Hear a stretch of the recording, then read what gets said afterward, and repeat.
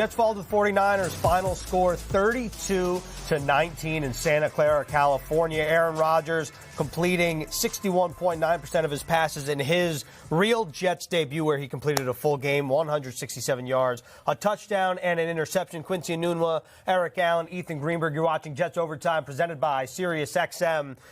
I think coming into this game, a lot of Jets fans would say this is going to be a tough matchup for the Jets. The 49ers been to the Super Bowl a handful of times in the past years, the NFC champions of last year, and they showed it tonight. But there were moments, EA, where you could see this Jets potential specifically on offense. Yeah, for me, the most encouraging aspect of this game was that drive when the Jets actually took a lead in this game at 7-3. It was a possession that culminated on a touchdown by Breece Hall, but you saw Aaron Rodgers convert 3 times on third downs to Garrett Wilson, and the Jets got some rhythm going offensively. Unfortunately for the Jets, in the first half tonight, your first 5 possessions were third down, Aaron Rodgers makes the right read to Allen Lazard. He's unable to hold on to the football. Second possession, Breece Hall loses the football. It's the game's first turnover. Yeah. Third possession, touchdown. You're up 7-3. Your fourth and fifth possessions in the first half, 3 and outs.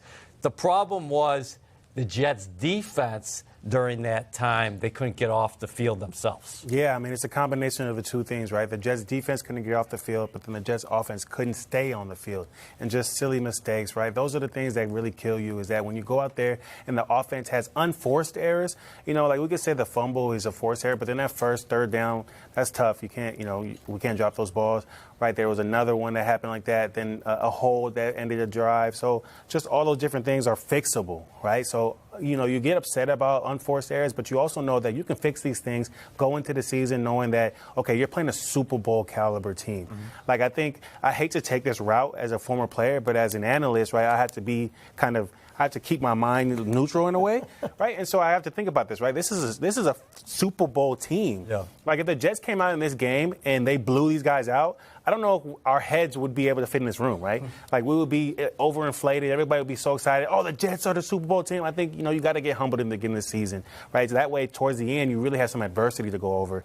I think, obviously, I would have loved for them to win, but I think this game gives you a lot to learn from. Look, I think there's just so many new pieces for the Jets, including Aaron Rodgers, really. Like, in-game action, this was Aaron Rodgers' de facto first game as quarterback of the New York Jets, and there's a lot of pieces that are new to this team. You think about up front specifically, that was something we talked about a whole lot, is Tyron Smith, John Simpson, and Morgan Moses, the new pieces. Aaron Rodgers had a pretty nice pocket to play with for the majority of the game, but he talked about it after the game. The Jets really wanted to establish the run, weren't really able to do that against a very formidable San Francisco 49ers front. The Jets ended up rushing for 68 yards on 19 carries. That's an average of 3.6 yards a carry. Breece Hall, 16 attempts, 54 yards. He did score the Jets' first touchdown of the 2024 season. But moving forward, that's something that you would imagine, EA, the Jets are going to try to establish a little more on throughout the course of the season. Yeah, and we're seeing Breece Hall's numbers right now, the 16 carries for 54 yards and the 1 touchdown in the first half. But the real story of this game was Christian McCaffrey did not suit up for the San Francisco 49ers, and they responded by starting Jordan Mason. He turns in a game where he rushes 28 times for 147 yards and 1 touchdown. The Jets in this game gave up more than 400 total yards of offense. And Mason, he was a big-time performer. He had his moment in front of the nation Monday Night Football, and the 49ers got after the Jets at times at the line of scrimmage. Yeah, absolutely. I mean, the defensive line just couldn't get any pressure, right? What did they say? Something to the effect of like 40 of his first half yards were untouched. 40 of his 90. It was something to that effect. So when you can't stop those guys, it's obviously going to be difficult. When CJ got out, it really got difficult. Like, you could really tell the difference when CJ's in the game and when he's not in the game. But overall, those guys just could not get through the line. Brock Purdy was back there. He had plenty of time, and the combinations were one where you need some time, and he was able to just kind of pick apart the defense. Okay, this isn't my read right now. I'm going here. I can do all these different things. I love their offense because it makes it easy for him to do that. However, the Jets just could not adapt to what was going on. And something else that was pretty prominent post-game in terms of point of emphasis, whether it was Coach Sala or Aaron Rodgers talking about not being able to really find a rhythm and open up the playbook because the total amount of plays that they took on offense was under 50. It was 49 plays, and it was really 37 if you exclude Tyrod Taylor's drive that he led a scoring drive when he came in late in the game when it became a 3-possession game. So if you take that out, Aaron Rodgers really only took about 37 snaps, I believe is the final number. So when you factor that in and playing from behind, the Niners being able to run the football extremely well. And you got to give credit to an offensive line that, we said pregame, this is going to be where the game is won. The Jets potentially have an advantage with Quinnen Williams, Javon Kinlaw against an inexperienced front. Dominic Pooney, the rookie, now he was getting his roses on Twitter. Feels like the Niners came in and they had a game plan and they executed it well. And again, to Quincy's point, the Niners are a championship caliber team. The continuity is there. Yeah. For the Jets, this is still all new. I actually liked what the Jets did defensively on those first 2 possessions. You saw Quinnen Williams lining up outside at defensive end, and he goes in there and gets a pressure. Then in the second possession, after the turnover, I think it was, Javon Kinlaw explodes up the gut, pressures Purdy into an incompletion. But what happened here tonight was San Francisco continued to put themselves in favorable down and distances.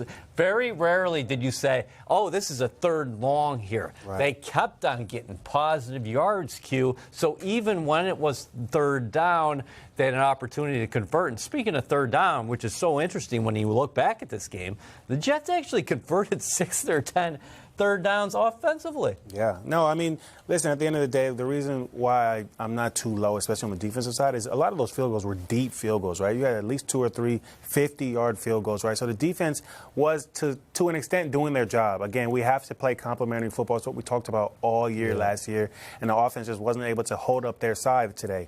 Again, it's still got a lot to learn, but we saw a lot of positives. We got to see Aaron Rodgers go back there, and there was times where he would run the clock all the way down to like 1 second, right? Just reading the defense, seeing what was going on, and then calling the perfect play, putting them in the right position, throwing the perfect pass. So overall, those are great things to look at. They just have to make sure to find a way to keep that going throughout the game. We were talking about the Jets defense. For more on the Jets defense performance, let's hear from Caroline Hendershot with C.J. Mosley.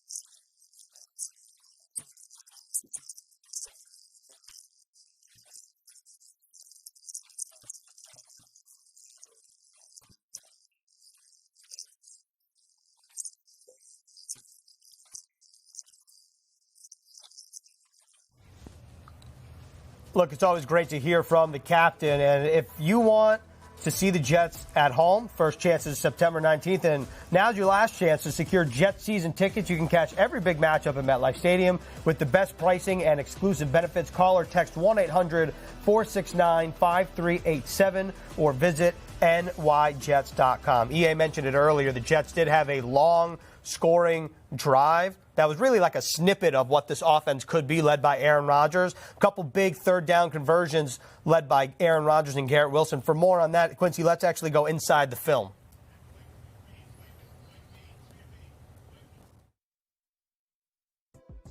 Yeah, fellas. So obviously the game didn't go the way we wanted it to, but Aaron Rodgers had some great throws on third down to Garrett Wilson, and I'm going to go through them right here. So on this play here, this was a play that actually ran a few times here. So it starts with an under here with an inside fade, and then either a basic or a looky route here. And this is a great job by Garrett Wilson going up and getting the ball. But prior to that, you get to see a little bit of what Aaron Rodgers does at the line of scrimmage. So he takes his time, makes sure he knows exactly what he's looking at, steps back, sees that one-on-one matchup to Garrett Wilson, and just puts it up there for him. And what a great job by Garrett Wilson going up and grabbing it. This is exactly what you want to see from your number one wide receiver. A good move at the line of scrimmage. A little basketball shake right there. Get past your guy. I'm even, I'm leaving. They throw it up for him. And that's a first down. Critical third down. Help keep the drive going. So in this second one, again, we get to see his movement, right? We're watching him, taking up all the time, making sure I'm telling all my guys, look, you got to do this. You got to do this. Make sure you're paying attention to this. Just great communication back there from your veteran quarterback. And then it's another great play. So on the backside here, we have this squire. So the squire right here is an in route right in front of that linebacker. And you have this guy taking up two guys. So what you really want to do here is occupy these guys. Make sure that everybody's watching, and Garrett Wilson will come in right underneath. So it's a great play and a great strike from Aaron Rodgers. Steps back on that back foot, puts it right where it needs to go, right on his body so he can still keep moving after he catches the ball. I'll show you from the backside. So again, here we have him highlighted. A great job getting around your guy and then knowing. Look at, he has his eyes back to the quarterback, because I know as soon as I get here, I need to look back because he's going to throw that ball right in that hole. Give me just enough time, boom. Great job by Aaron Rodgers. You get to see vintage Aaron Rodgers there. Look, you made a great point. That is vintage Aaron Rodgers. And on that drive, 12 plays, 70 yards, resulted in the Breece Hall touchdown, the first touchdown for the Jets this season. It took 7 minutes and 7 seconds off of the clock. That was longer than any drive last season for the New York Jets. So we talked about it earlier, that being like a snippet of what Aaron Rodgers can do. Later on in the game, we saw the Jets go down the field in a minute 49. So I know that if you're a Jets fan, you're looking at the score, you're probably not feeling great. But when you see what happens with the way that Aaron Rodgers conducted that drive and with Garrett Wilson, I think that there is reason to believe that in a couple weeks, once the chemistry is built, could be more frequent than what we're talking about tonight. Don't you think, EA? Well, Aaron Rodgers played more than 4 snaps, so that's a win. He got out of this game. He's healthy.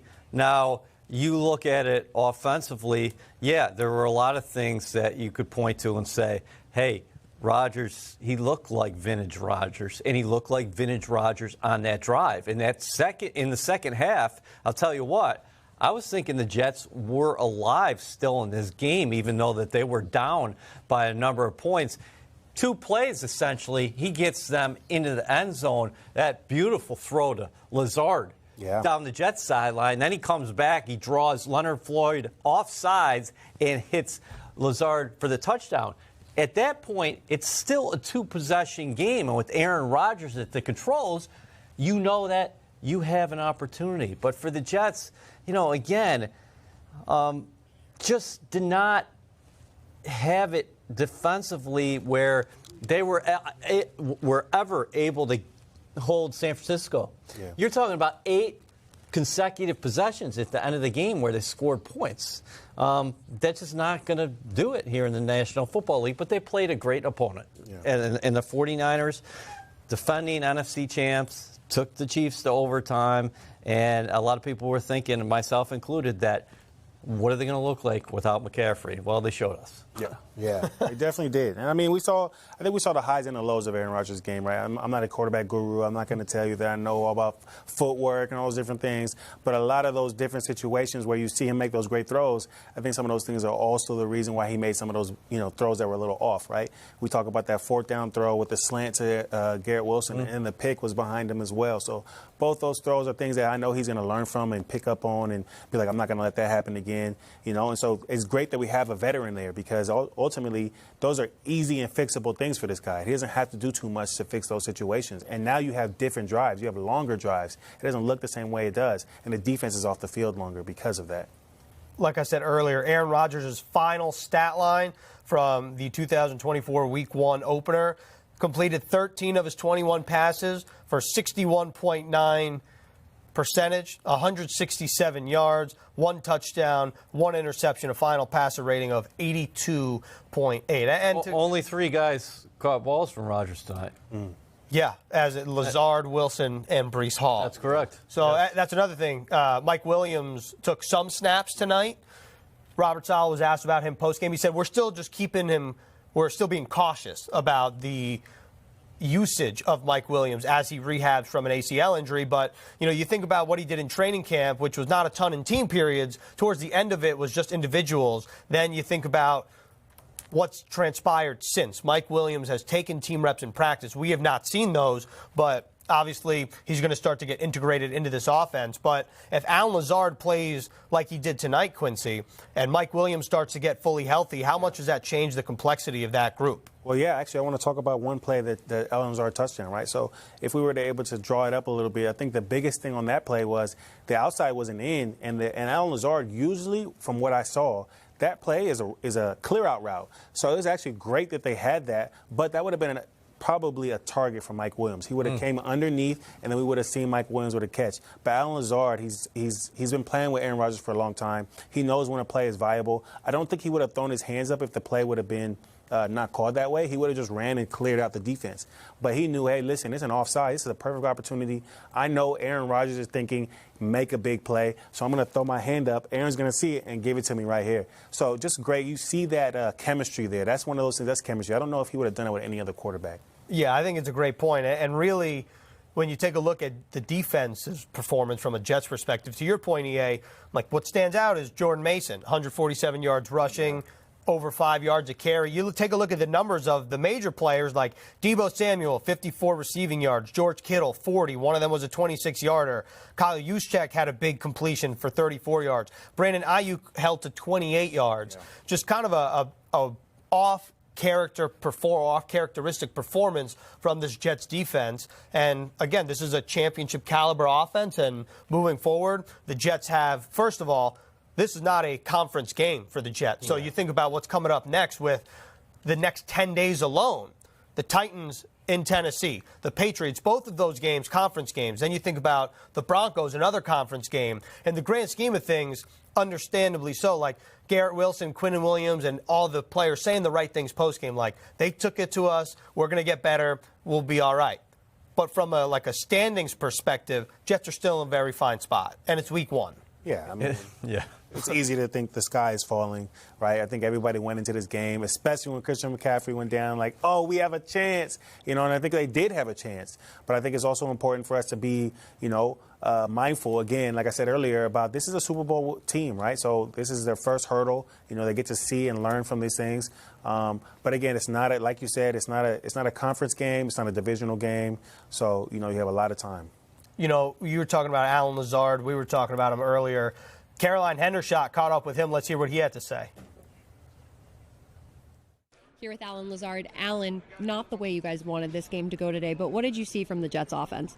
Oh, the first half obviously wasn't our standard. It wasn't our expectations. We had way too many 3-and-outs today. But, it's the first game of the season. The biggest thing I think for any team is from improving from week 1 to week 2. And so we have to focus on what we did right and also lock in on the mistakes and see how we can fix them going into the next week. A couple of the things that you did right, 2 touchdowns, that 136-yard touchdown on the free play. What did you see on that one? Yeah, we were able to get him to jump off sides, and that's kind of an Aaron Rodgers patent thing to be able to get the defense to jump off sides and take a free play. We left the middle of the field open, so I went down the pipe, and Aaron threw a great ball, and I was able to catch it and get it in. Without looking at the tape yet, obviously, where do you think this offense, maybe specifically the wide receiver group, can improve for this next week? Yeah, I think if we just focus on run blocking, whether it's inside the box or on the perimeter, that'll help us spring open pass plays and be able to get more open in the pass game as well to kind of get the whole offense flowing. And what was Coach Salah's message to the team? Oh, the whole message, going into this game, after this game, was going to be that regardless of the results of this game, it wasn't going to make or break our season. Obviously we would rather win, would have rather put a better effort out there. But at the end of the day, we can't change what the last 4 quarters were. We just got to focus on the tape and improve going into next week. Awesome. Appreciate the time, Owen. Thank you. Great to hear from Alan Lazard, who led the Jets with 89 receiving yards on 6 catches. That's tied for the team lead with Garrett Wilson for an average of 14.8 yards per reception. He had 2 touchdowns, the only 2 passing touchdowns for the Green and White. One of them, like we've been talking about, was a 36-yarder on a free play down the seam. And Aaron Rodgers said, it kind of reminds me of what happened in Green Bay. That was Rodgers' first touchdown through the air as the quarterback of the New York Jets. And again, it's the opposite of the surgical drive we talked about, but that's also vintage Aaron Rodgers as well.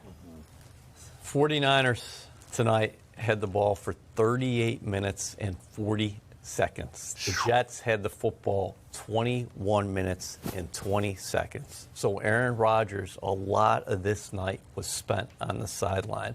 Those 2 drives were awfully impressive, and those are things to build on. If you are somebody in this building, somebody who's part of this offense. Garrett Wilson, we saw that connection, this great breakdown that Q gave us on 3rd down. Alan Lazard gaining confidence. He should have even more confidence after this game. And there's just little things. When these guys say little things, it's, hey, Breece Hall holding on to the football. It's Alan Lazard making that first catch. Who knows where that first possession winds up. And then defensively, you're just never going to be able to start like this again where it goes punt, field goal, touchdown, field goal, touchdown, field goal, field goal, field goal, end of the game. Right. You're not going to see that from the Jets defense the rest of the year, bottom line. Yeah.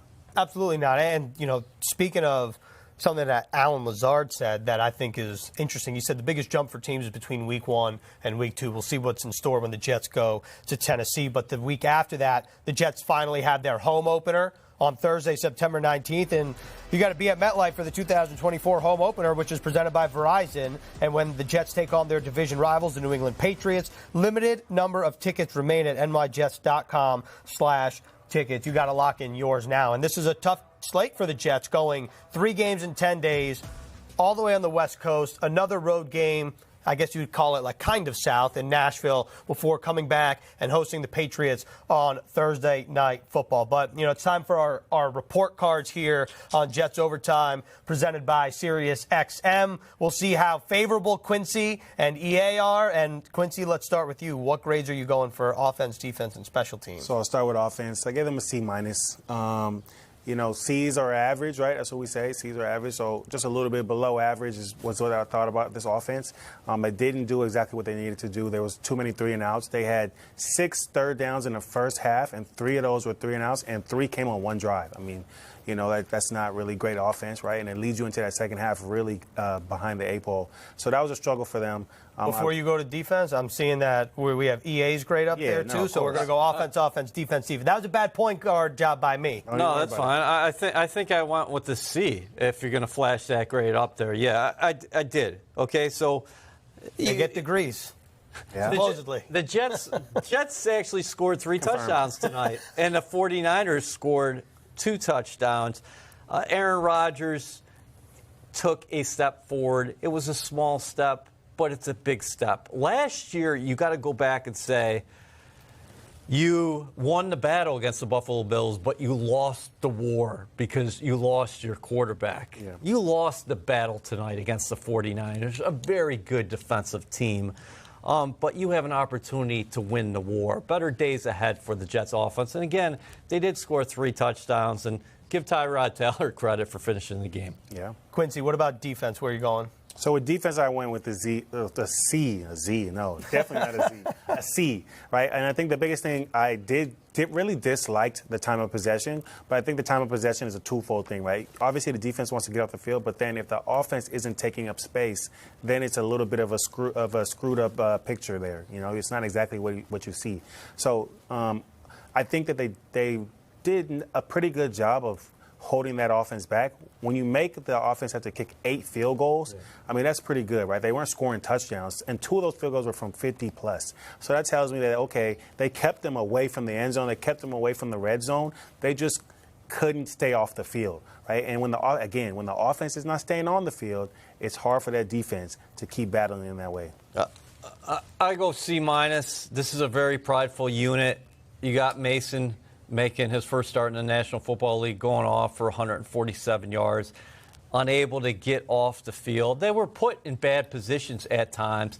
The other thing that, in terms of my grade, that I got to take a look at holistically is the Jets turned the football over twice. The defense was unable to get any takeaways themselves. And those are the things you kind of need in this game. When you're playing an elite football team, you got to change momentum at times. And I thought the Jets were just unable to do that tonight. Yeah, and look, to your point, prideful unit on defense, and we'll see what happens moving forward. Again, the Jets do have somewhat of a favorable schedule in terms of roster construction, in terms of the opponent, quarterback as well. Special teams, not a whole lot of action for the Jets tonight. Where do you go with the special teams grade, Quincy? Yeah, I went with a B. So my B is my kind of like this is where I put it, you know. If you just do your job, then I give you a B. Right, so I gave them a B. They did their job. 3 punts from Morstead, so he did what he was supposed to do. No opportunities really for field goals other than extra points, and they were all made. We didn't get to see any exciting kickoff returns. That would have been great to see. That would have been really a jump starter, but it's the beginning of the season. I think a lot of people don't want to get scored on that kick return, so I gave him a B. Yeah, I go B as well. Morstead was solid. He had a couple punts down inside the 20-yard line. He had 3 punts overall. He's averaging more than 50 yards a kick. Unfortunately, we weren't able to see Zerline out there for a couple field goal attempts. And X had a nice return, so I give him a solid B. And just not for nothing, you mentioned Morstead. He did have a 60-yard punt, 2 pinned inside the 20. He was a great performer for the Jets last season. That's certainly carried into the beginning of this season. The other thing I wanted to say about defensively, Tony Adams was all over the place today. Yeah. But you don't want to see him making too many tackles because that means they're reaching that next level, right? They're reaching the third level. So I thought TA was sticking his head in there all over the place. And he had a PD. It was nearly an interception. He kind of went up one-handed with it.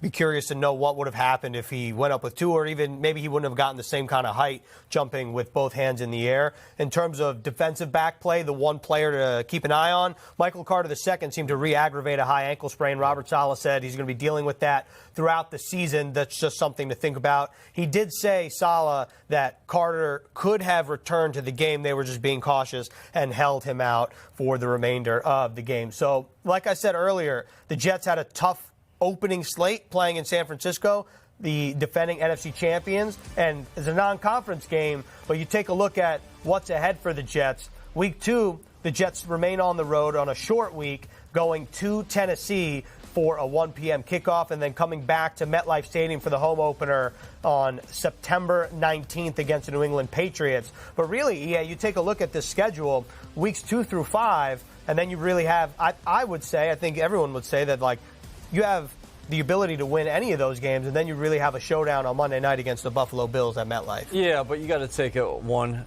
game at a time, and that starts with Tennessee. The Titans are going to be playing in their home opener, so that place should be pretty pumped up. And I know they blew a lead against the Chicago Bears, but they did some good things defensively, so that could be a pesky unit. You got to be ready to play each and every week before you start looking ahead at the schedule. But yeah, listen. Brian Callahan, he's in his first year. Will Levis is a young quarterback. Then you're going to have Gerard Mayo in his first year with the New England Patriots, and Jacoby Brissett coming to town.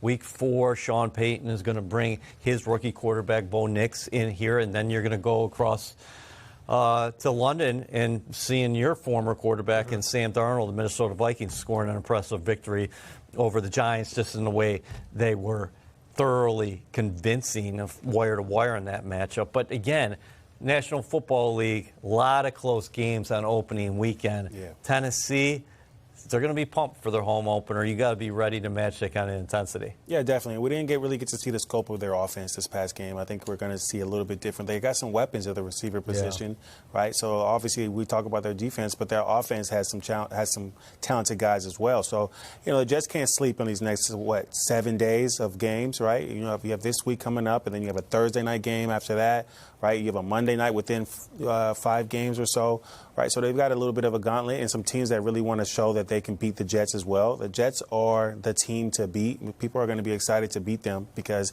this is why they have all these primetime games. This is why, you bring in Aaron Rodgers, you get this attention. So you got to go out there and make sure you're giving your A game. It's a compliment from the NFL. Yeah. Having this amount of primetime games and standalone games, they believe the Jets are set to contend. And look, the Jets start the season 0-1. Final score 32-19 in Santa Clara, California. But again, this is the NFC champion San Francisco 49ers. There were glimpses that can show you that the Jets offense has potential. The Jets defense, we know where they stand and what kind of unit they've been over the past 2 seasons. And Aaron Rodgers said it best. This is how we're going to close the show. If the Jets win, sky is going to be the opposite of falling. If they lose, which happened tonight, the sky will be falling. The sky is not falling here at One Jets Drive. Lot of errors to fix. The players are the first ones to say that, but also a lot of potential for this New York Jets team. And again, for your full coverage, check out NewYorkJets.com, and we'll see you right here next week for Jets Titans in Week 2.